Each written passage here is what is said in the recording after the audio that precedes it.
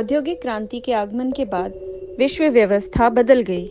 औद्योगिक देशों ने उपनिवेश देशों का शोषण किया। जो गरीब पैदा हुए गरीब मर गए। हम बटे हुए थे। हमने अपनी स्वतंत्रता खो दी। फिर आज़ादी मिली।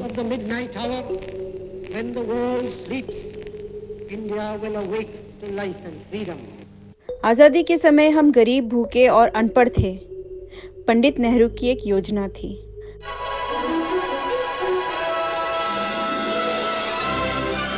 Premier Nehru comes to Orissa to inaugurate the latest achievement in India's plan to bring electricity to every village in the land.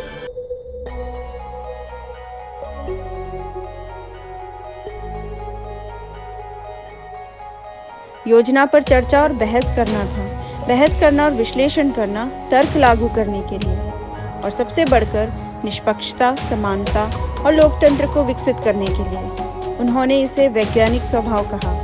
हम रचनात्मक बन गए। जल्द ही लाखों शिक्षित हुए। हम लंबे समय तक जीने लगे।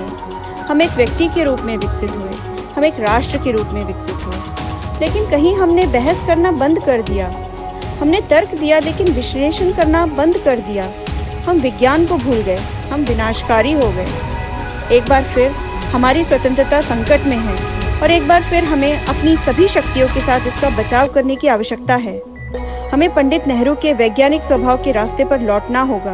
हमें फिर से भारत बनाने की ज़रूरत है। हमें एक बार फिर देशभक्त बनने की ज़रूरत है।